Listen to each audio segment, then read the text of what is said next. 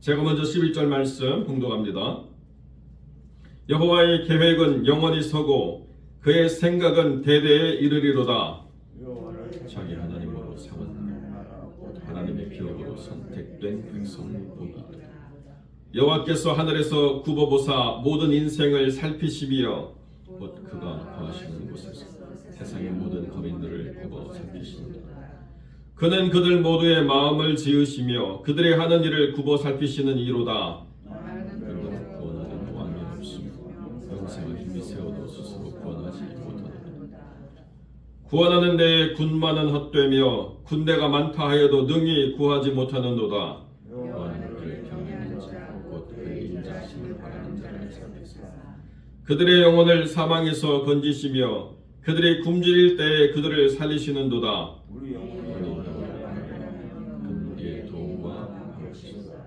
우리 마음이 그를 즐거워하며 우리가 그의 성호를 의지하였기 때문이로다.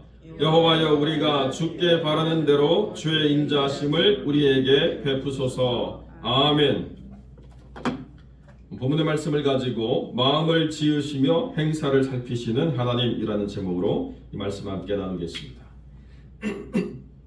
오늘 33편은 다윗의 시가 아닌 시편입니다. 그래서 누가 이 시를 지었는가, 다윗 이외의 사람인 것은 틀림없지만 누가 이것을 지었는가는 불분명합니다.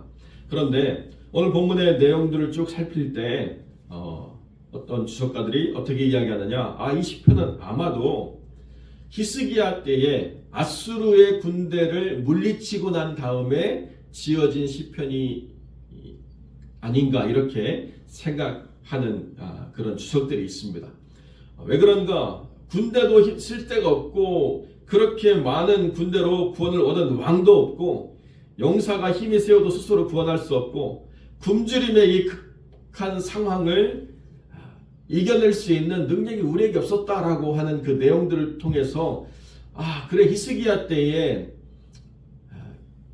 그 랍사게의 군대를 감당할 수 없어가지고 그 극심한 굶주림과 엄청난 압박감 때문에 히스기야가 고통받고 있었지만은 그러나 그 고통을 이기게 하시는 하나님의 역사가 하룻밤 사이에 18만 5천이라고 하는 사람들을 다 멸하고 승리를 허락하셨던 역사를 경험함으로 이런 극적인 역사를 경험하는 이때가 아마 이 시편의 배경이 아닌가 이렇게 추정하고 있습니다. 우리가 먼저 생각해야 될 게 뭐냐? 하나님은 승리를 위한 궁극적인 힘이시다라고 하는 것을 우리의 머릿속에 완전히 새기기 위해서 하나님은 우리의 삶을 하나님을 믿을 것이냐 아니면 아직도 세상에 나의 힘과 의지와 나의 자랑이 될 것이냐를 달아볼 수 있는 자리로 우리를 이끄신다는 것입니다. 그러니까 전쟁에 나갈 때 뭐가 있어야 돼요? 많은 군사가 있어야죠. 그리고 많은 군사를 이끌 수 있는 용맹한 용사가 있어야 되고, 그리고 전쟁에서 가장 강력한 수단이 뭐였냐? 그때 당시에는 말을 타고 전쟁을 수행하는 것이 가장 강력한 전쟁의 수행 도구였기 때문에 그런 것들이 채워지었느냐 아니면 없느냐가 전쟁의 승패를 가를 수 있는 가장 중요한 핵심 가치들이거든요. 그런데 뭐라고 이야기하느냐? 많은 군대로 구원을 얻은 왕이 없다. 용사가 힘이 세워도 스스로 구원하지 못한다. 군마는 헛되다 구원에 있어서 라고 이야기하는 이 세상적인 가치를 내가 정말로 하나님을 의지해서 그 하나님으로 힘입어 이 모든 가치들을 이겨낸 삶의 경험이 있느냐 아니냐, 이게 중요하다는 거예요.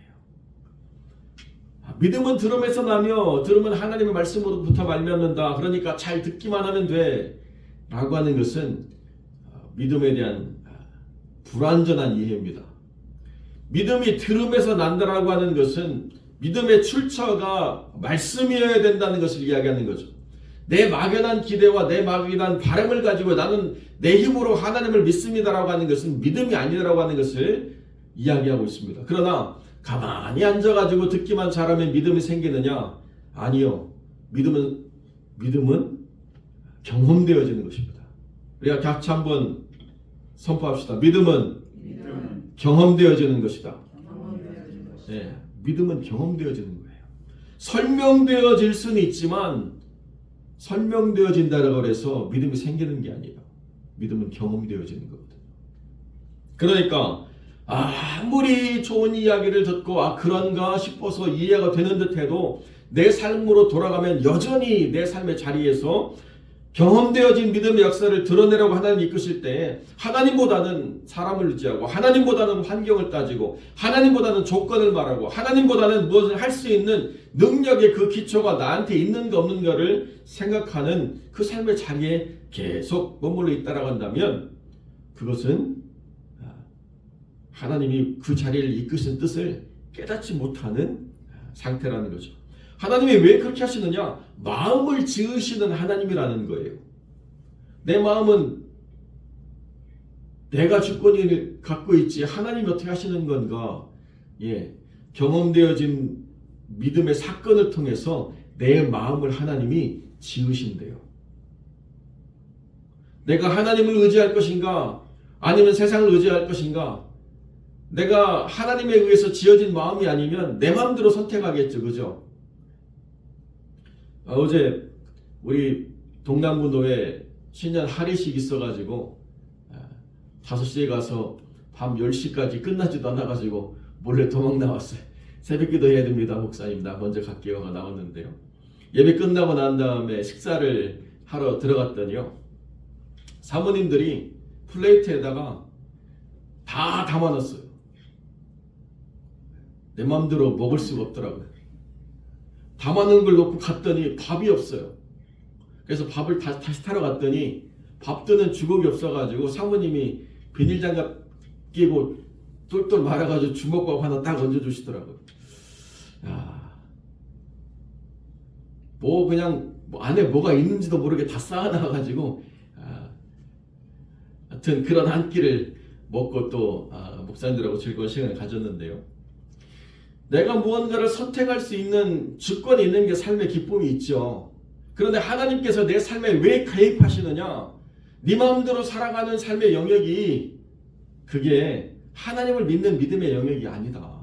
하나님을 경험하는 믿음의 사건을 통해서 내 마음이 불안하고 염려로 근심으로 가득 찼을 때 내 마음을 하나님이 평안으로 지으시고 하나님에 대한 신뢰로 지으시고 하나님의 뜻을 순종함으로 지으시고 들썩들썩하는 내 마음을 단단하게 기초를 세우셔서 하나님이 작정하신 하나님의 사람의 담대함으로 이끌어가시는 역사가 하나님이 이루시는 삶의 역사라는 것입니다.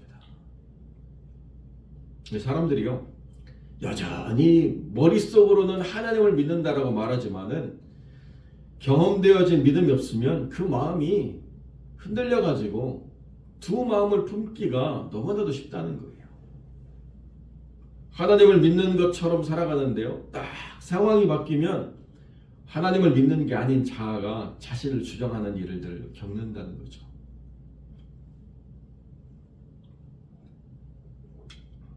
입으로는 하나님이 구원이고 믿음으로 살아야 된다라고 이야기하면서 마음이 하나님의 뜻대로 지어지지 않았기 때문에 그 믿음의 역사를 기대할 수 없는 상태로 살아간다는 것입니다. 사랑하는 성도 여러분, 믿음은 경험되어져야 돼요. 그 경험은 살아계신 하나님을 만나는 경험이어야 됩니다. 아무리 남 이야기로 아무리 잘 나가는 어떤 탁월한 사람 옆에 내가 살아가면서 간접적으로 내가 보고 간접적으로 내가 느끼는 것으로 나도 믿음이 그렇게 세워지겠지. 아니요. 믿음은 오직 자신의 소유입니다. 내 믿음을 내 자식에게 줄 수가 없어요. 내 믿음을 내 남편에게도 줄 수가 없고 내 믿음을 내가 사랑하는 부모에게도 줄 수가 없고 그 모든 영혼들이 하나님을 경험하는 순간으로 살아나야 된다는 거예요. 전유성이라고 하는 개그맨을 전도하기 위해서 많은 크리스찬 후배들이 계속 노력했습니다. 그런데 조혜련 씨가 가니까 성경책을 보고 있는데요. 이 책이 너무 작아가지고 많이 못 읽었다고. 그래서 자기 남편이 듣는 성경을 또 들려줘가지고 그거 되게 좋아하시더래요. 그러면서 뭐라고 얘기하느냐?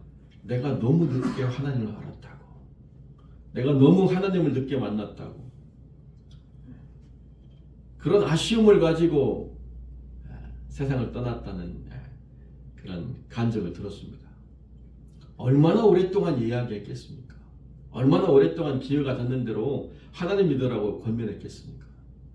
그런데 사망의 권세에서 벗어날 수 없는 삶의 끝자락에서 비로소 말씀을 통해서 그 마음을 지으시는 하나님을 경험했다는 것이 한편으로는 감사하지만 한편으로는 참 아쉽죠.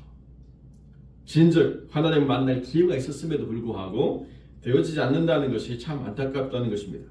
하나님만이 영혼을 살리시며 하나님만이 문제를 승리케 하심으로 하나님이 누구이신가를 경험하게 하시는 하나님의 역사 속에서 계속 나는 뭐가 없어서 안 되고 나는 뭐 때문에 부족하고 나는 무엇이 한계고 나는 이런 상황 때문에 못합니다라고 하는 실패밖에는 고백할 수 없는 삶이 된다라고 한다면 그 믿음의 역사를 말하는 것이 아닙니다. 삶에 대한 기록은 이야기할 수 있지만 믿음에 대한 역사를 말하는 것이 마음을 지으시고자 하시는 하나님의 뜻이라는 것입니다. 왜 그렇습니까? 하나님은 모든 인생을 구워 살피시고 그들의 하는 일조차 하나님의 눈 밖에서 벗어나지고 있지 않기 때문에 그렇습니다.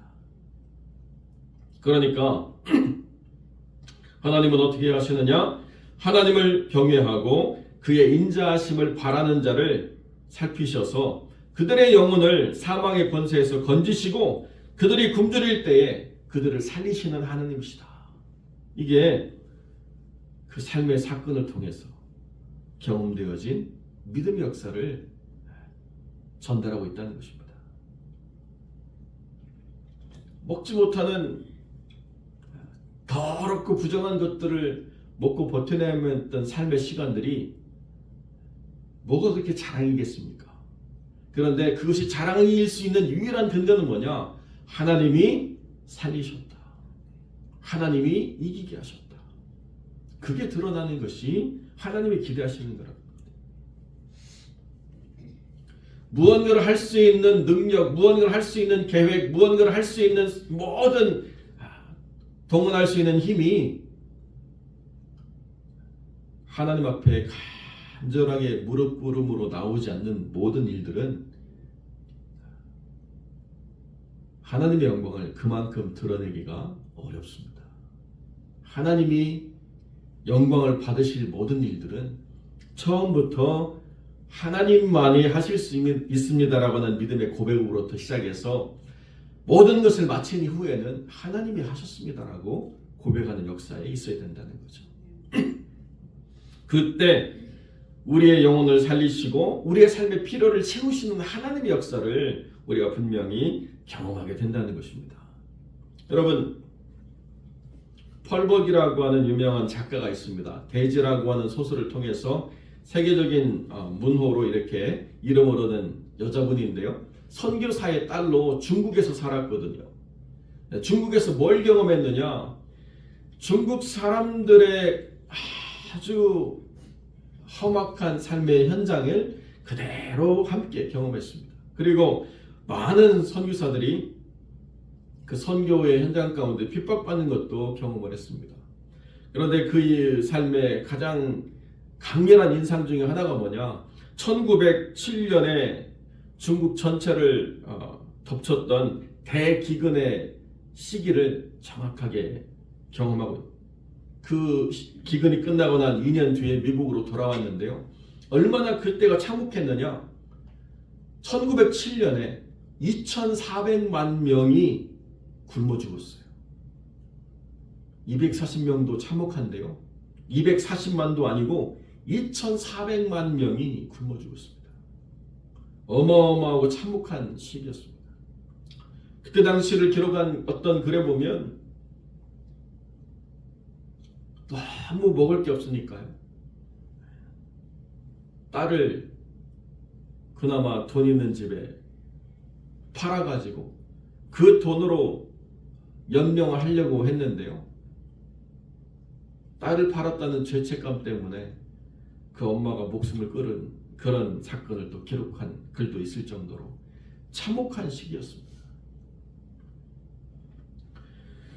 그 참혹한 시기를 어떻게 이겨냈느냐? 뭐 여러 가지 삶의 현장 가운데서 혼란과 어지러움의 시기를 겪으면서 많은 이야기들을 할 수 있습니다.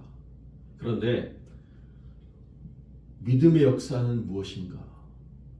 똑같은 삶의 시기를 살아가면서 똑같은 삶의 현장 속에서 하나님을 의지하며 살아가는 삶의 기록으로 풍성하다라고 한다면 그것은 다른 삶의 역사를 살아가는 아주 소중한 삶의 시간이죠.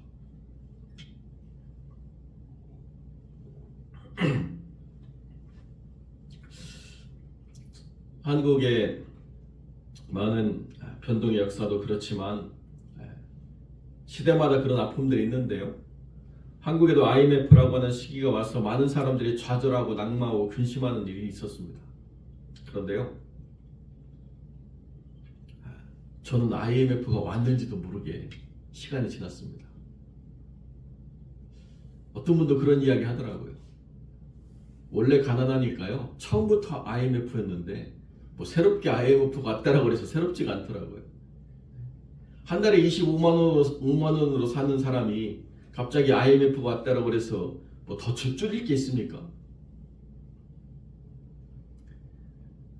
내가 느끼는 고통, 내가 느끼는 아픔, 내가 느끼는 한계라고 하는 것이 어떤 것이냐? 원래 처음부터 내가 마땅히 누려야 될 것들은 하나도 없다는 것을 깨닫는 순간이라는 거예요.